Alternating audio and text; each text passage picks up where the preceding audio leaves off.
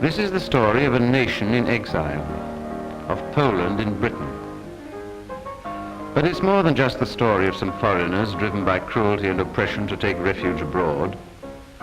It's the story of people who are now our guests, yours and mine. It's the story of people whose hosts we are proud to be. For the Poles in Britain are not only our friends and our guests, they have become, by land and sea, and especially in the air, our very gallant comrades in arms. We are looking at Warsaw, and it's August 1939, almost like looking back at another world.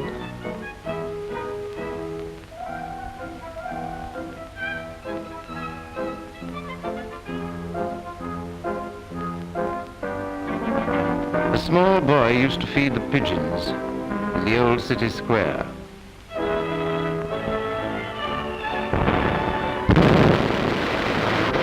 The pigeons flew away as the bombs fell.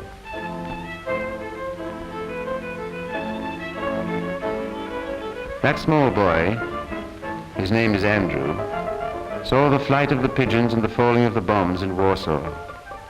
He's a Polish boy, and after some months of the German terror in occupied Poland, he found his way with incredible adventure across the sea to freedom.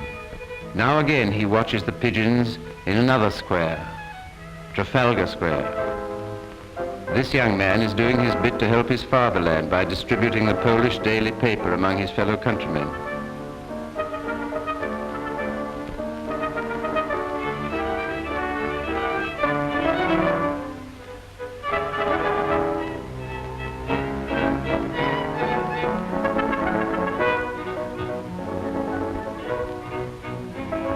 Again he looks at the sky, an English sky.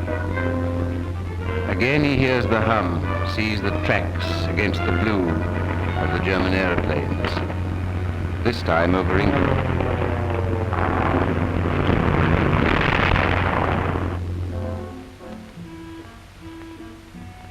Poland and Britain. Count Raczyński, the Polish ambassador to the court of St. James, keeps in his safe the Treaty of Alliance between Great Britain and Poland. This treaty is more than so much ink and paper.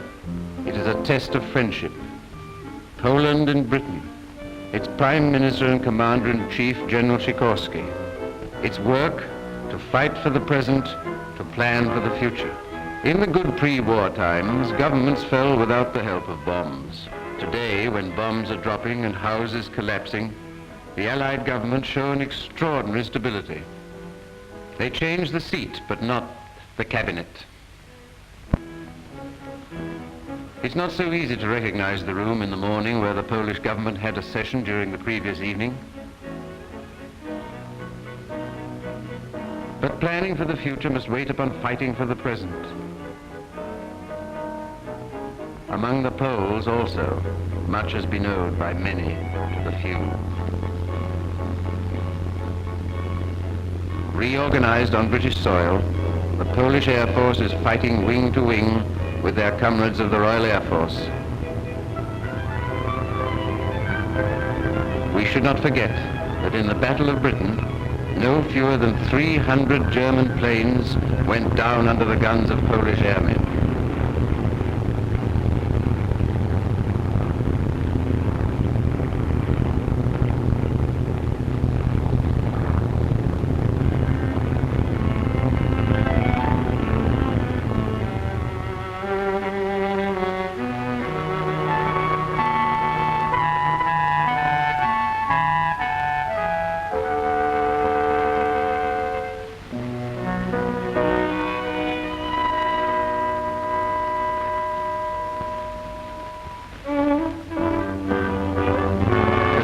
Does not live by courage alone, though without courage it cannot live at all. While planes fly and the guns rattle in the clouds, Poland and Britain restores what it can of normal life for its people. The Polish airmen proudly keep constant guard over the lives and activities of their countrymen.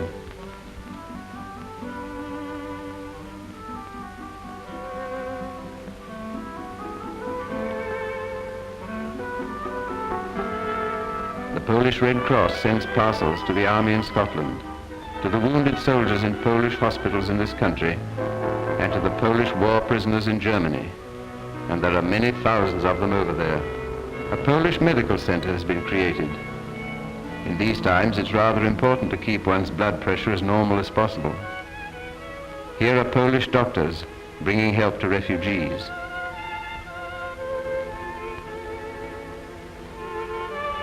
In their school, the boys are doing their best to absorb all sorts of learned things, though their minds are probably on the latest aircraft models.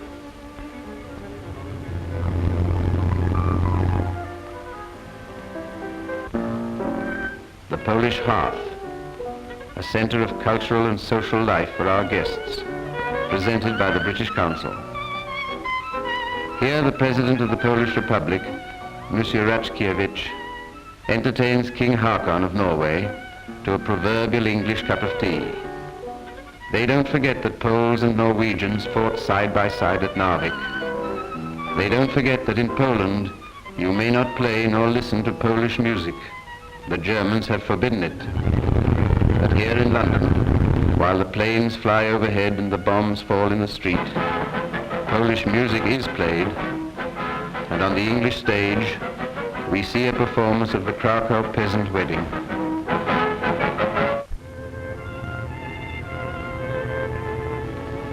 It's to keep these things alive that the pilots train and the mechanics work unweariedly at their Hurricanes and Spitfires.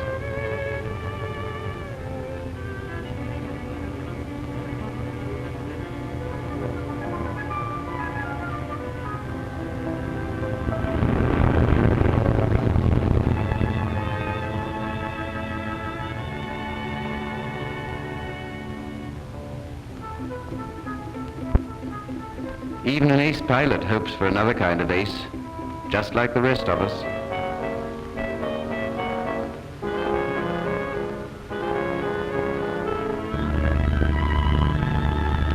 Scramble.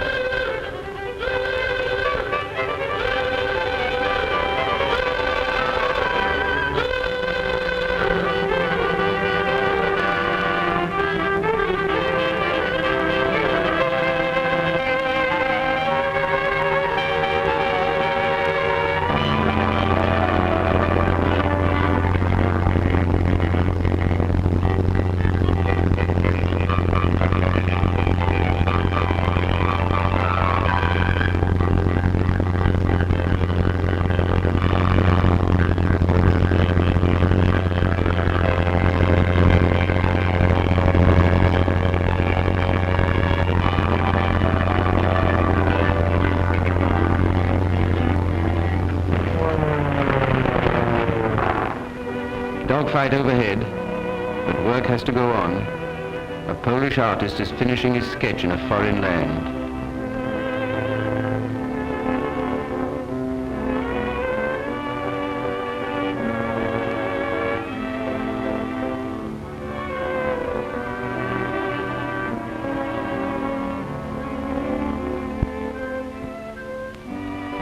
Another fight. No one remembers whether this is the third or fourth today. There are so many of them.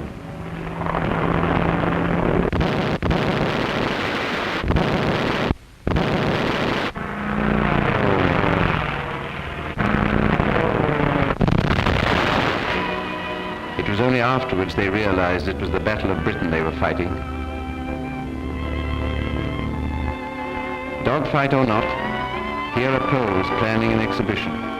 They want us to learn and understand all about Poland.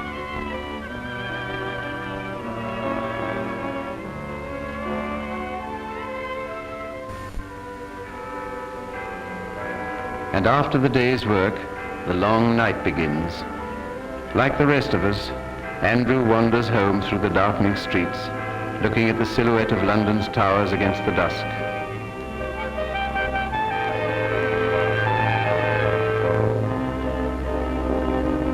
The Germans have destroyed Polish books wholesale where they could find them, but they have not destroyed the library of Poland and Britain. Still they keep on trying. Each night, the bombers of the Luftwaffe take off from the dusky airfields of France towards the great lake of darkness that is London.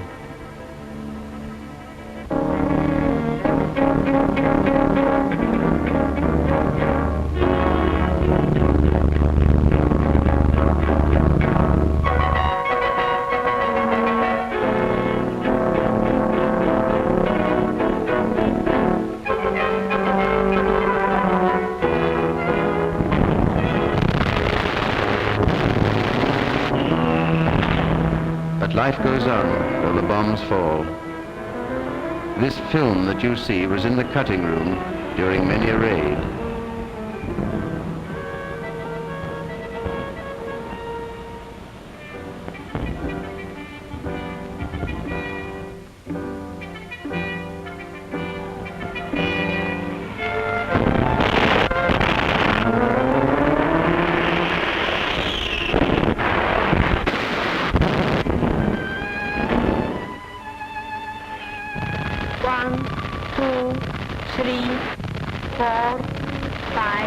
Andrew improves his English, counting the bombs fall. Nothing can disturb the young Polish soldiers, sailors and airmen. Singing the Krakowiak and the mazurka, they enjoy a shelter party the Polish priest gives for them in the crypt of the Polish church.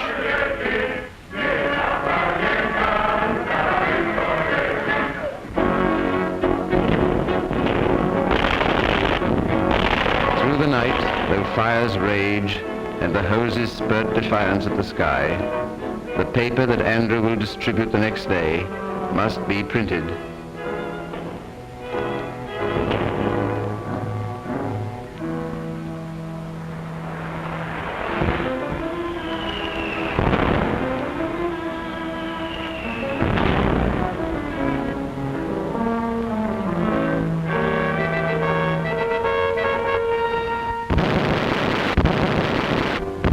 And if he is to work, a boy must sleep, and does sleep.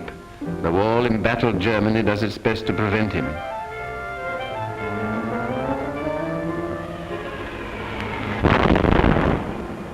Don't worry, Andrew. You're getting used to it, as we all are.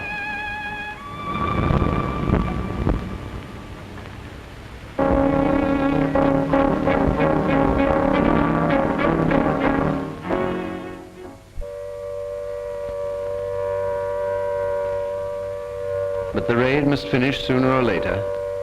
You cannot bomb the sun, and its light is not yet rationed. London's face has changed, and so has the face of the film studio where only last night we were working. But that hasn't prevented us from showing you this little story. A good omen for the Poles.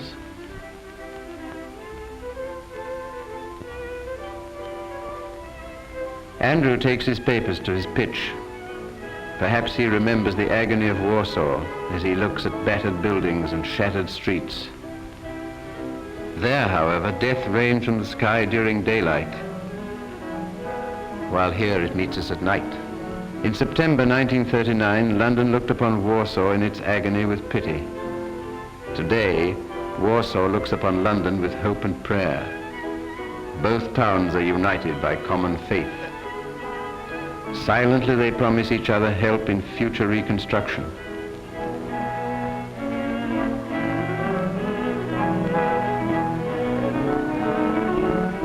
New books are published in England.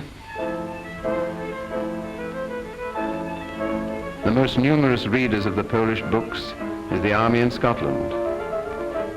Many of the soldiers are veterans of the Polish campaign, of Norway, of France, and today they keep guard in Scotland.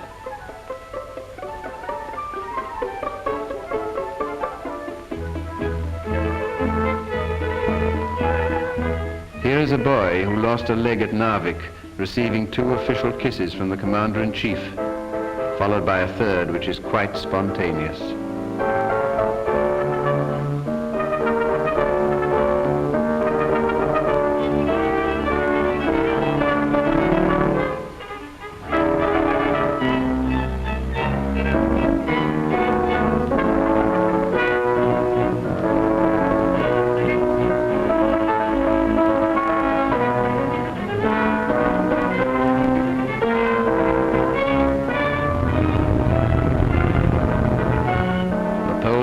in Scotland, learning the reel, teaching the mazurka, and enjoying some of the finest hospitality in the world.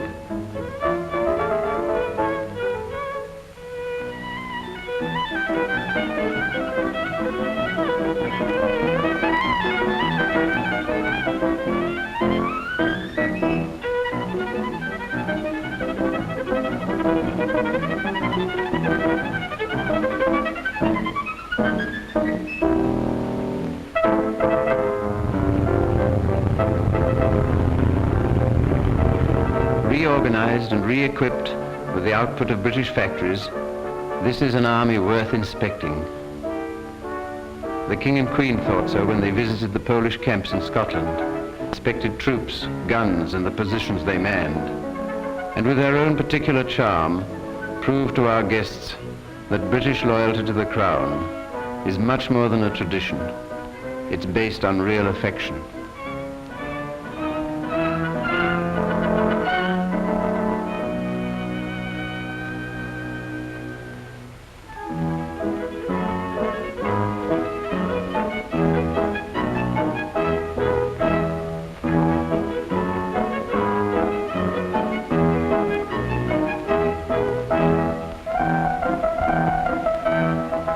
Like our own army at home, the Polish army must still wait for its great opportunity.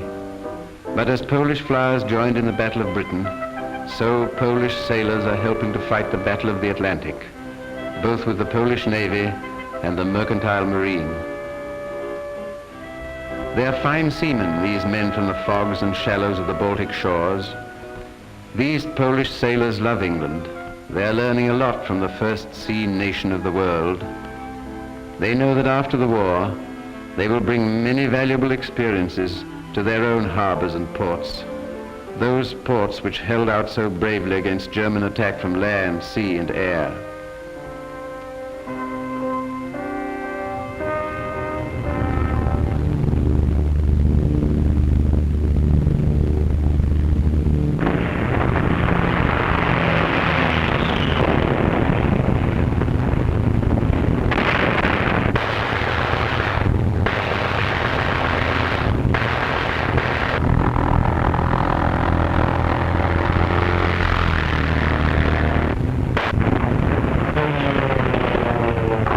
That's a very comforting sight.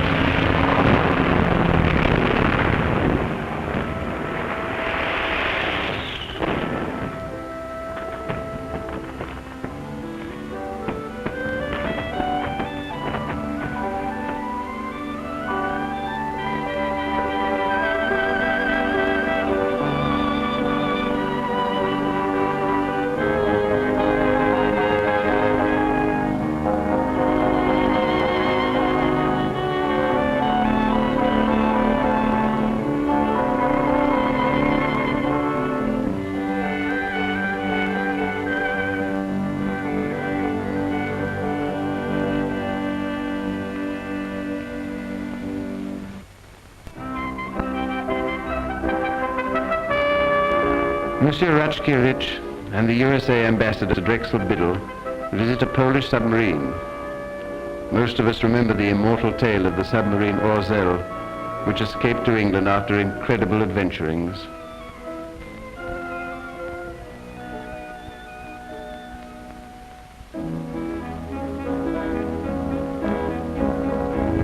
And over the ships fly the aeroplanes, keeping a ceaseless vigil.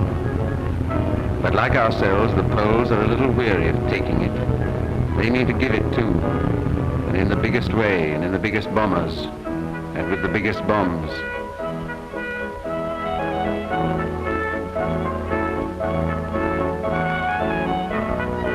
But unlike the Germans, we mean to attack not only with bombs. The Germans offer Europe a new order, the order of death. Britain and Poland offer new life.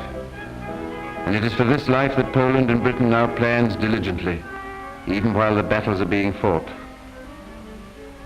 A medical school has been opened in Edinburgh. There will be plenty for Polish doctors to do in Poland one day.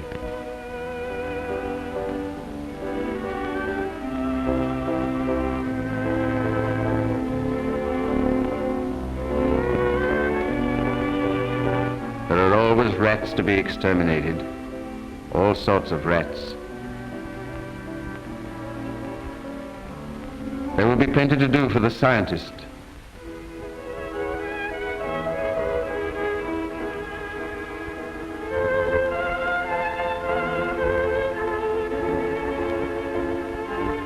So Poland in Britain works on steadfastly for a future Poland in Poland, not only realistically, with determination and hope, but with the conviction of deep spiritual faith. It is in this faith that prayers are said in the Polish church in London, prayers for the future, and prayers for countrymen and women suffering the unimaginable horrors of present-day existence in Poland.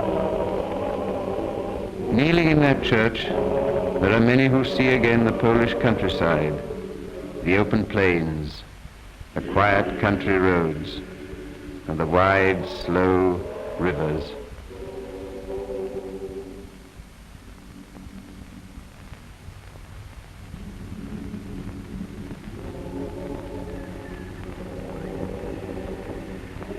This is London calling. London calling. London calling. London calling.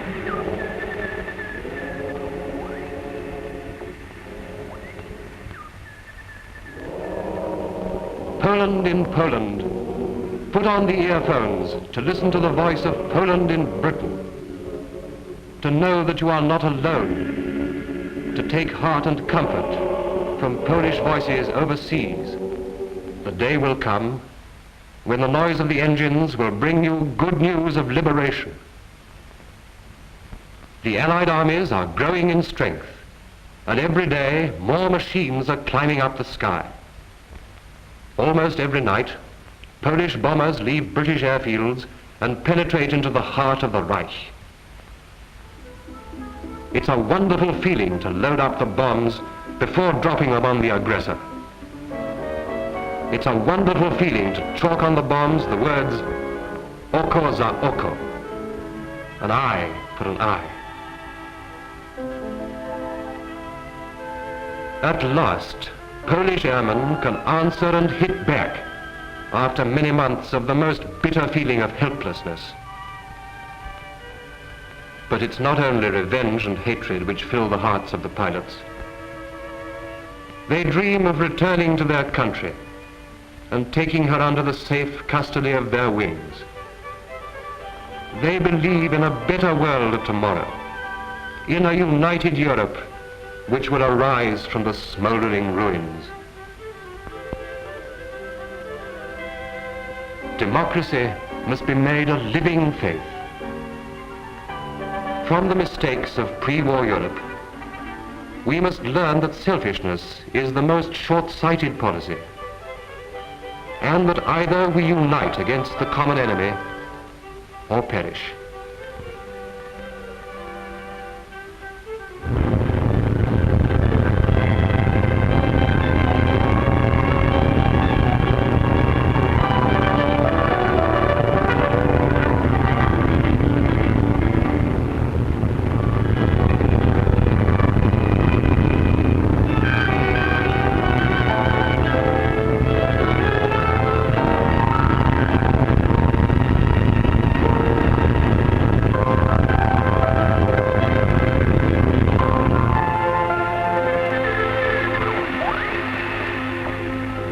I say again, you are not alone. You are not defeated.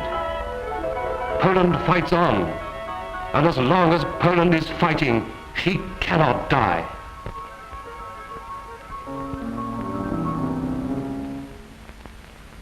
An old world has died in a winter of ruins and desolation, but a new spring will come with the promise of a new world.